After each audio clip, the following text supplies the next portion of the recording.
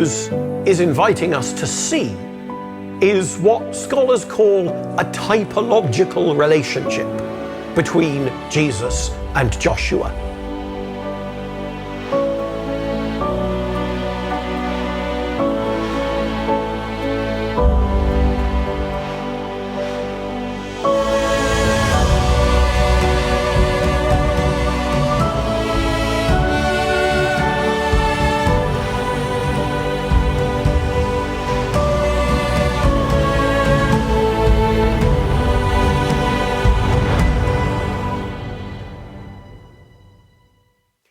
Hello and welcome back to Voyage. My name's Richard Ounsworth and I'm taking us through the letter to the Hebrews. We're at chapter 4 of the letter now. Let's have a brief recap of the story so far.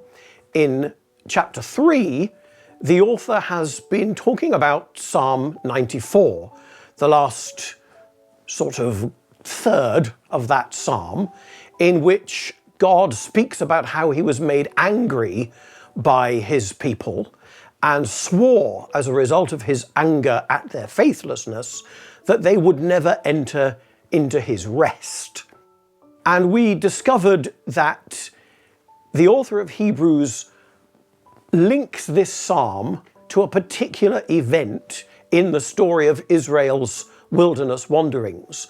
The moment at Kadesh Barnea, which is related in the book of Numbers, where the people of Israel had the opportunity to enter into the promised land, but they believed the 10 dishonest spies who told them that they wouldn't be able to enter and take possession of it. They disbelieved the 2 truthful spies, Joshua and Caleb. Even Moses himself lost faith at this point. Only Joshua and Caleb believed. And so God said that only Joshua and Caleb, out of all of that generation, would be able to enter into the land. He's told us that Jesus is superior to Moses in regards to faith. And now we realize that Joshua is superior to Moses in regards to faith. And of course, Jesus and Joshua are the same name in Greek and in Hebrew. It's just in English that we make a distinction between them. So we realize that he's making some kind of link between Jesus and Joshua. And then I finished by suggesting that perhaps Caleb, whose name means whole heart, is in some way supposed to be linked to us as wholehearted, faithful disciples of Jesus. We come then to chapter 4.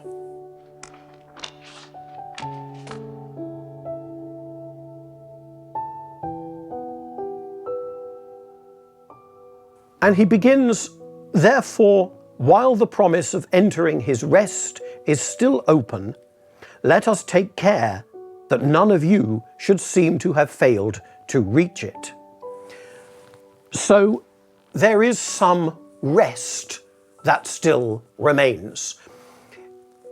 The promise that we wouldn't enter into God's rest, I explained last time, the way it's phrased implies that God can break that promise and allow people to enter his rest. Now Hebrews is telling us there is still this promise of entering his rest that remains. That, of course, was the promise that he made to Abraham, that he would live in a land flowing with milk and honey. And we've already seen that for Hebrews, because it's still the today of Psalm 94, we are still in the same situation, in a certain sense, that the people of Israel were in all those hundreds and thousands of years ago at Kadesh Barnea. They were on the threshold of the promised land. They could go in if they wanted to, but they lacked faith, so they couldn't. We are now in that similar situation, except the promised land isn't just the land of Canaan, and we have to make the same decision. Do we trust God? Do we believe we can make that final step? Or do we fall back at the last? And he is worried, so he's once again exhorting us. Let us take care that none of you should seem to have failed to reach it. He goes on in verse 2, "For indeed the good news came to us just as to them, but the message they heard did not benefit them, because they were not united by faith with those who listened." The good news came to us just as to them. He's using a word here in the Greek which is related to the word for gospel. So what he's telling us is that the people of Israel, all those hundreds and thousands of years ago, had in some way heard the gospel, the same gospel that we have heard. How can that be true? Well, let's think about the message that they did hear. They heard Joshua and Caleb saying to them, yes, we can enter into the promised land. God is faithful, he will bring us in.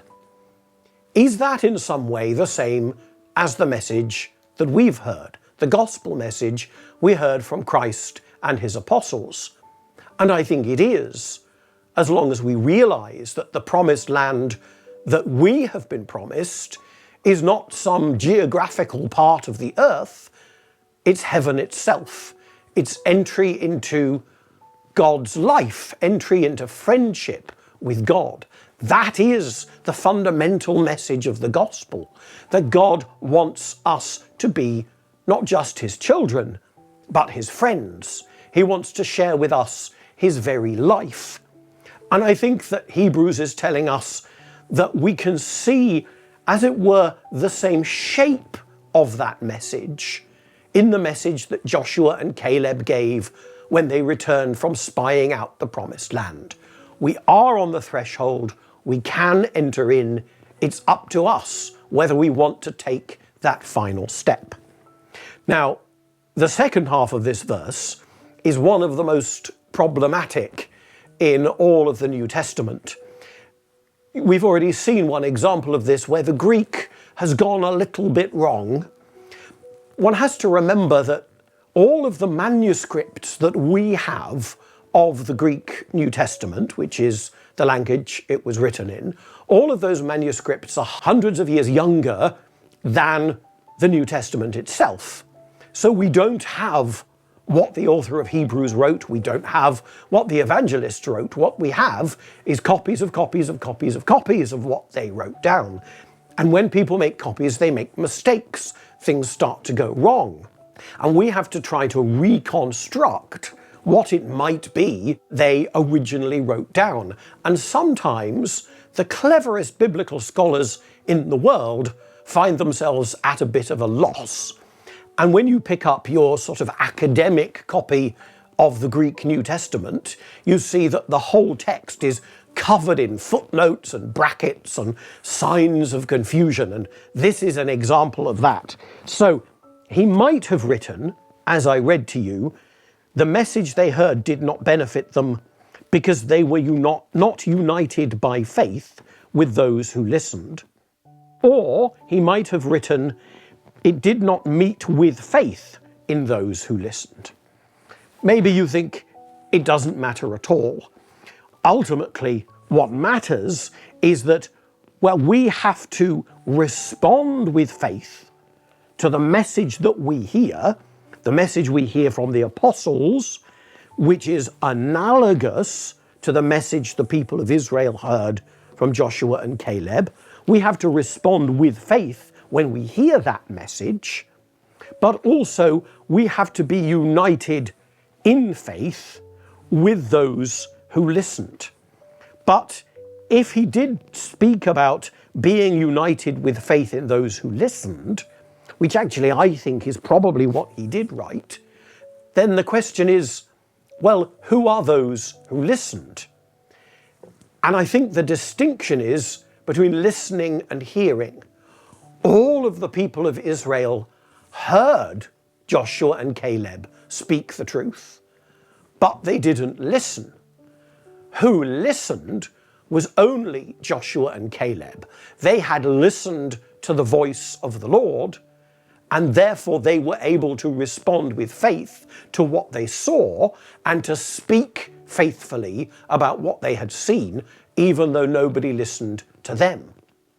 And remember that psalm which was being quoted in the previous chapter, the quotation begins, "Oh, that today you would listen to his voice, not just hear it, but pay attention to it, believe it, and make a response to what's been said to us by God and by the church." He goes on to say this, "For we who have believed enter that rest, just as God said, 'As in my anger I swore, they shall not enter my rest.'" Actually, we should translate it slightly better. We who have believed are entering into that rest. What Hebrews is telling us is that even as he speaks, even as he writes this letter or preaches this sermon, we are in the process of entering into the rest of God. What that rest is precisely hasn't yet been explained to us, but it's about to become clear. After he's finished re-quoting that particularly important end passage of the Psalm, Psalm 94, he says, "Though his works were finished at the foundation of the world," for in one place it speaks about the seventh day as follows, "And God rested on the seventh day from all his works." And again in this place it says, "They shall not enter my rest." Now this is a very difficult argument to follow. We're fortunate that we know about how the Jewish rabbis at the very beginning of the first century were arguing and how they were interpreting the scriptures. And we know about a particular interpretative method that the rabbis had, which probably was being used as early as the first century. And it's a method known in Hebrew as Gezerah Shawah. What that means is this. If you find in a particular passage of the scriptures a word where you're not sure what it means, what you need to do is look for where that word occurs elsewhere in the scriptures, and whatever it means there, we can suppose that it means the same thing in our more mysterious passage. So what he's saying to us now, I think, is God swore, "They shall never enter into my rest." What is this rest that he's talking about? Well, we read somewhere that God rested from all his works on the seventh day. We read about that, of course, at the end of the account of creation at the beginning of the book of Genesis. God rested on the seventh day. That's where the Sabbath comes from. So the implication, I think, is that the rest that God is really talking about in the Psalm is his eternal Sabbath rest, the rest that he entered into when he had completed his work of creation. It's worth saying, I think, that of course God didn't literally stop doing anything 6 days after he began creating the world. God's work of creation is always ongoing at every moment. God is creating the world, holding everything in being. St. Thomas Aquinas tells us that God is pure act. For God not to be acting would be for God not to be God. But speaking poetically, we can hear this reference back to the account of creation in Genesis and recognize that while God is always working, he is at the same way, in some other sense, always at rest. God's life is a life of perfect rest, a life of perfect peacefulness and joy and celebration. And it's worth mentioning at this point that that strong association between rest and the Sabbath does bring with it ideas not just of doing nothing, but of celebration. The Sabbath is a day in which we particularly celebrate our relationship with God. For the Jewish people, if they lived in or around Jerusalem, they might well make a journey, a short journey, because there are rules about that on the Sabbath. They might well make this journey to the temple on the Sabbath, so that the temple becomes a place particularly associated with the celebration of God's rest and our participation in that rest, which we enjoy every Sabbath day. But the people of Israel also knew that when they celebrated the Sabbath every Saturday, what they were really doing was not just looking back to when God rested from all his works on the seventh day of creation. They were also looking forwards to a time when the whole of Israel, and through Israel the whole of humanity, it was hoped, would finally and definitively come to share eternally in the rest, the peace, and the joyful celebration, which is the very life of God. So I think that's what he's suggesting to us here when he quotes, God rested on the seventh day from all his works. It might just be worth mentioning that that quotation might not be from Genesis. It might be from a passage in the book of Exodus, where God has given the law to Moses, and in particular the passage which immediately follows God giving the law to Moses is the passage about the golden calf. When the people of Israel have lost faith, Moses has disappeared up the mountain, and Aaron makes a golden calf for them and says, "This is your God," and they all worship him. And then Moses and Joshua come down from the mountain and hear what's going on and realize that something terrible has happened. That's worth mentioning, if only because it's another instance of the people of Israel losing faith in God, and it's an instance which closely associates Moses with Joshua. In these early parts of Exodus, Joshua is a minister to Moses in the tent of meeting. And in fact, in one place we are told that when Moses went away from the tent of meeting, Joshua did not depart from the tent. That's going to be important later on, so bear that in mind. But let's move on. So, he's quoted, God rested on the seventh day from all his works. And he continues, and again in this place it says, they shall not enter my rest.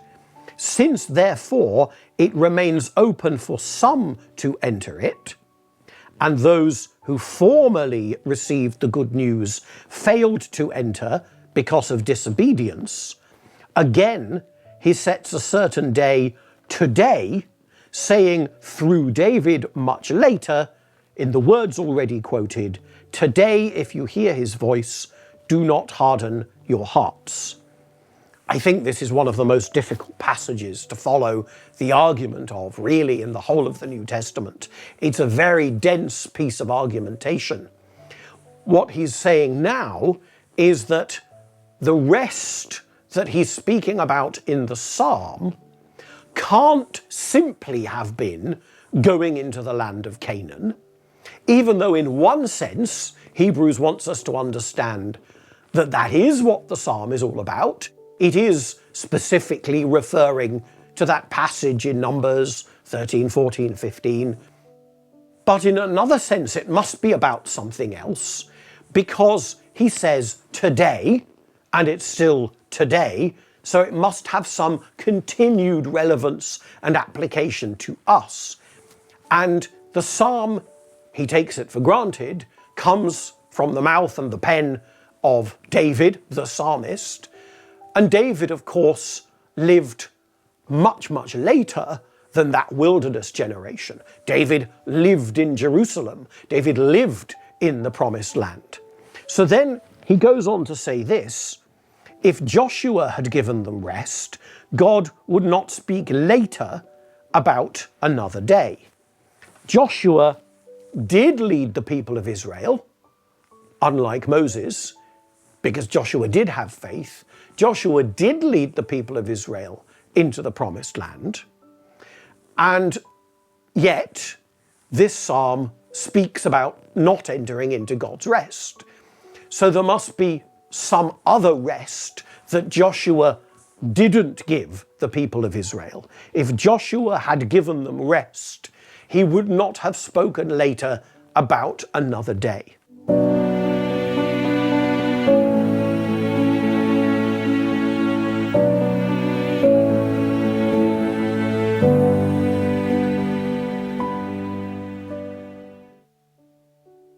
Before I go on, I want to tell you about the first time I ever read the letter to the Hebrews, or at least the first time I ever read it in Greek, which I'm always telling people is really the only way you can read it. If you don't learn Greek, you can't really read the Bible, you can only read somebody else's translation. So do learn Greek if you get the chance.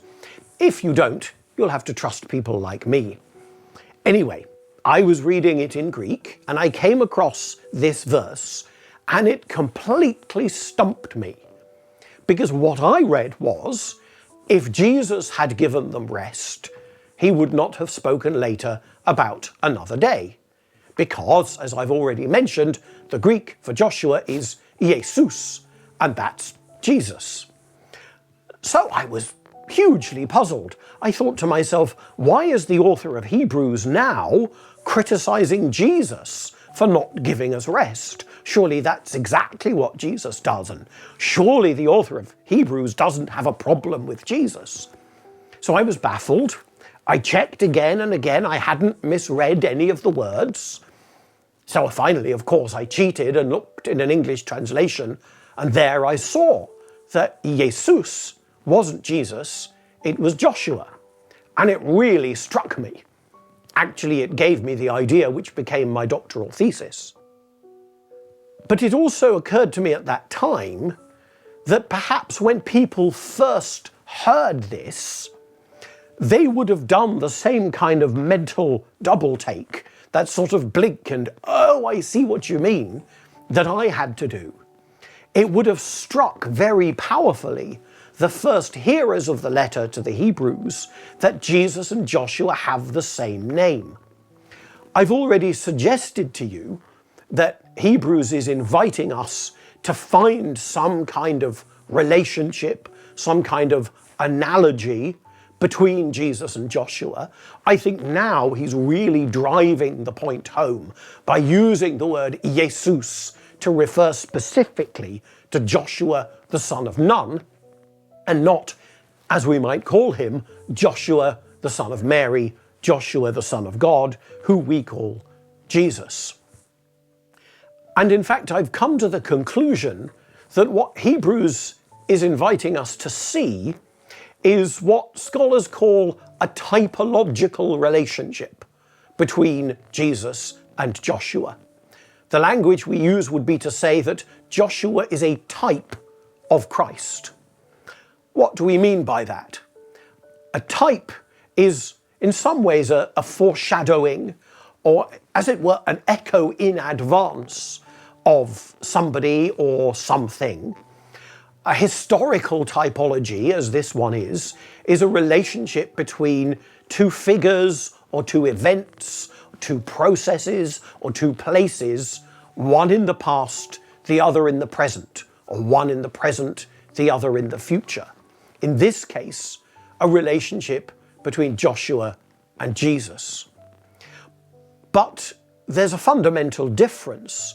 Because Jesus is God, do you remember at the very beginning of Hebrews, we were told that the Son of God is the exact imprint of God's very being. Jesus isn't just a mark made by God in history, like stamping your seal into some wax or stamping half a potato down on a bit of paper covered in paint. It's not like that. Jesus isn't just another imprint. Jesus is the thing that God uses to make his imprints. So if Joshua is this type of Jesus, then Jesus is the seal with which the image has been stamped onto Joshua. I hope that makes sense. It's a difficult kind of idea to understand, I think. But the sense is that Joshua's whole life, and especially those aspects of his life which are theologically significant, Joshua is formed by Jesus. He has been shaped by the Son of God. His whole life is deliberately by God in his providence made into the shape of Jesus. As we go through Hebrews, we'll see other examples of this kind of typology where things are the same shape as other things, but they get that shape fundamentally from Jesus's divine and saving power. So let's bear all of that in mind as we continue with our reading. If Joshua had given them rest, God would not speak later about another day. So then, a Sabbath rest still remains for those who enter God's rest. They also cease from their labours as God did from his. So here he's just reiterating his point. The true Sabbath rest, the true rest into which the psalm refers to the possibility of entering, albeit only over God's dead body, as I suggested to you in our last episode, that Sabbath rest is only foreshadowed by the land of Canaan, the land flowing with milk and honey. The real Sabbath rest is God's life, God's eternal rest. So just as Joshua foreshadows Jesus and his life is shaped by Jesus, so the geographical area of Canaan, the promised land, the Holy Land, Israel, call it what you will, that really only foreshadows heaven itself. And the conquest of the land, which was undertaken by Joshua, we read about that in the book that takes his name, that conquest only really foreshadowed the way in which Christians can enter into heaven itself. But in order to do that, we are going to need a leader. Who is that leader?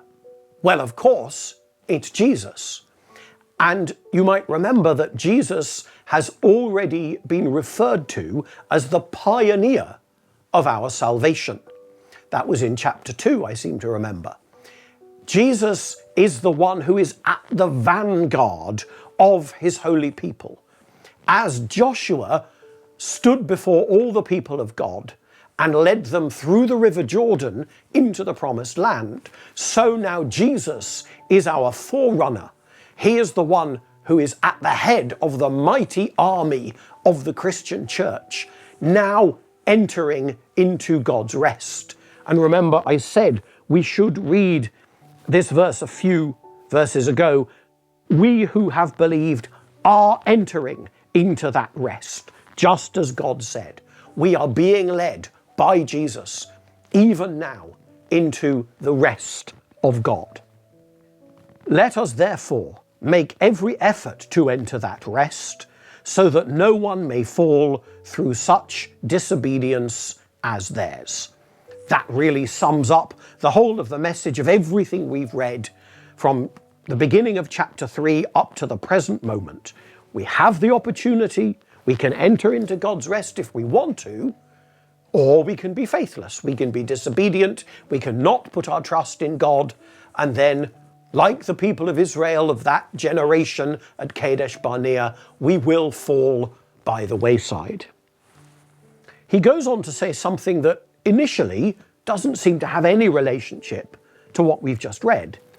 Indeed, the Word of God is living and active, sharper than any two-edged sword, piercing until it divides soul from spirit, joints from marrow. It is able to judge the thoughts and intentions of the heart. And before him no creature is hidden, but all are naked and laid bare. to the eyes of the one to whom we must render an account.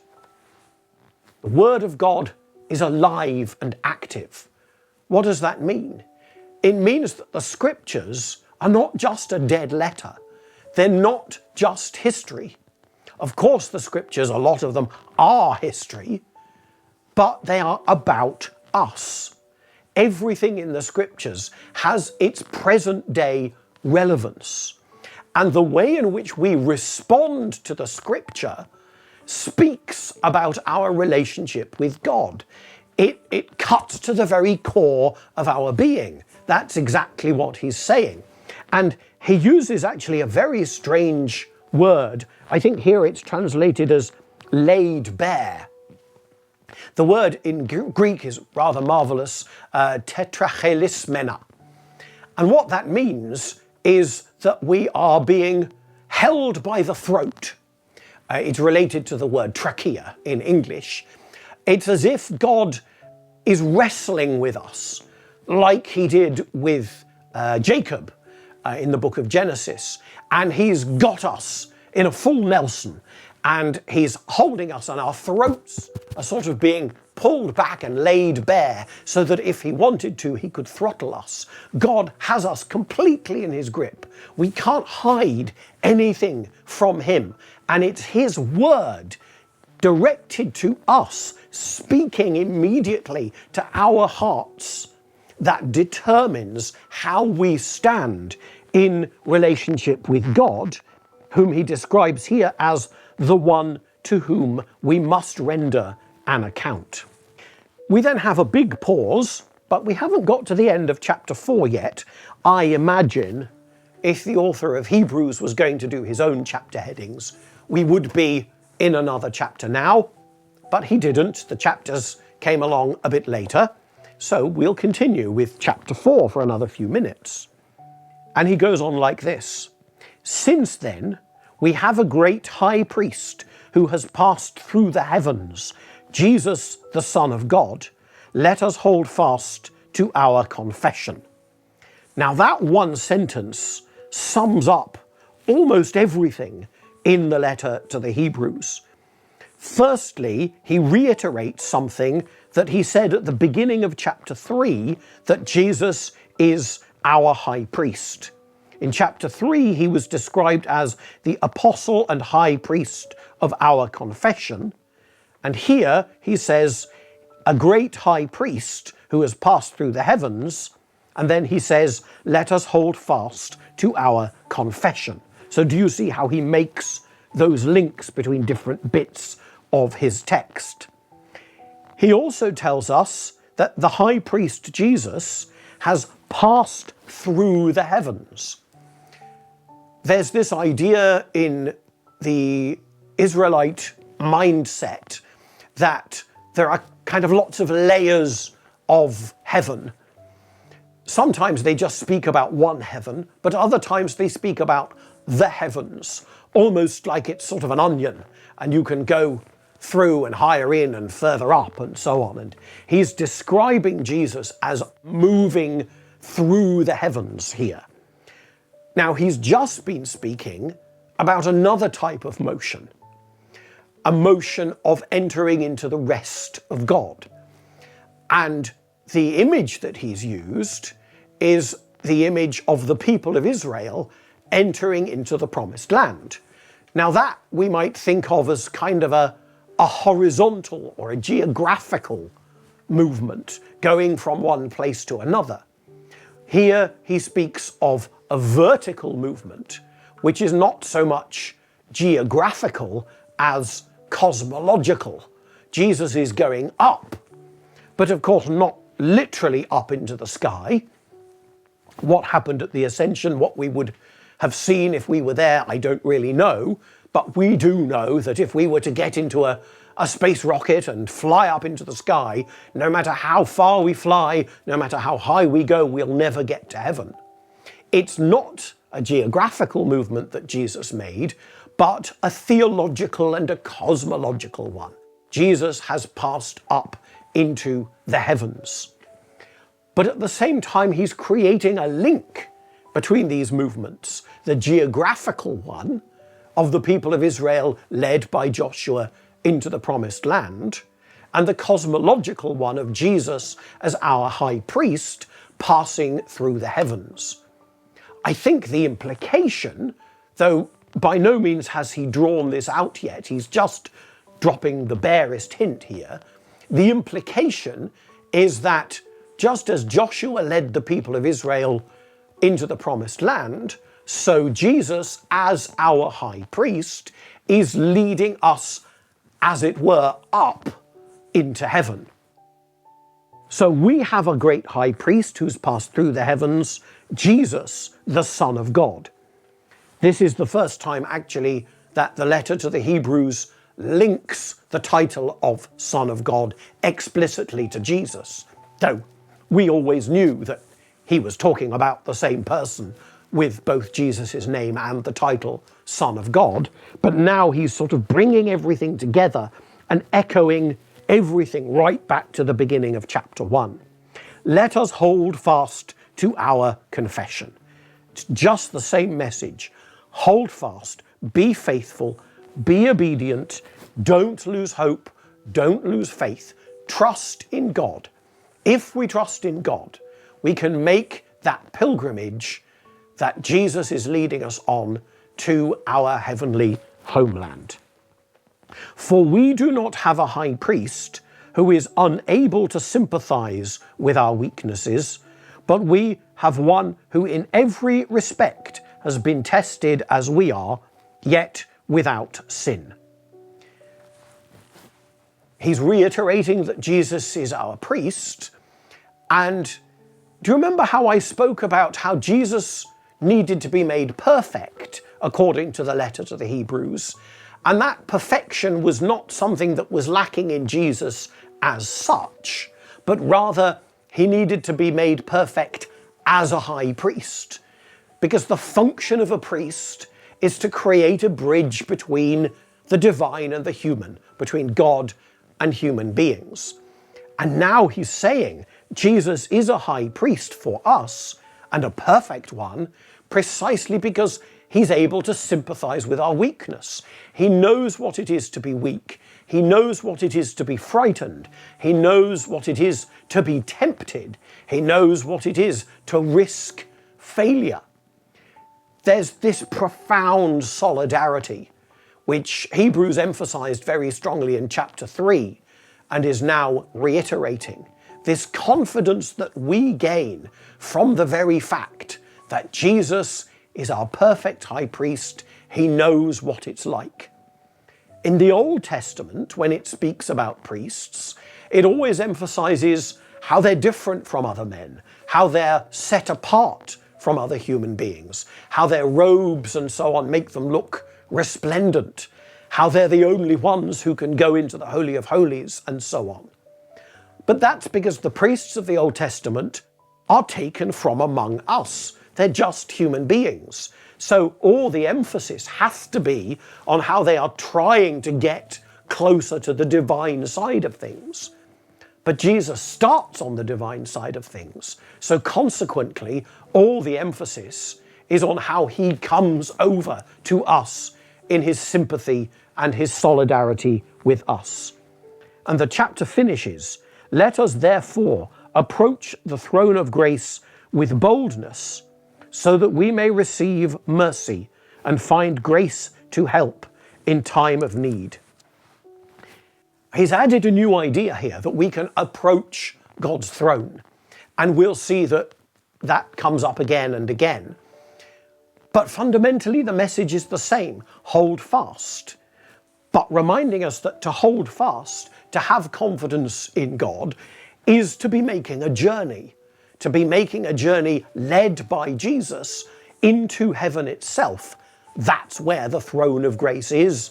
We see the book of the Apocalypse and Isaiah chapter 6 and passages in Ezekiel as well, describing how God's throne is in heaven, how heaven is, in some sense, God's throne room. But finally, I'm reminded of a passage from the first letter of St. John, who tells us we have our advocate with the Father, Jesus Christ, who is just. Jesus is in heaven pleading for us before the throne of God, and also inviting us to approach that same throne, because where he has gone, we can follow. That's the end of chapter 4. Thank you for listening.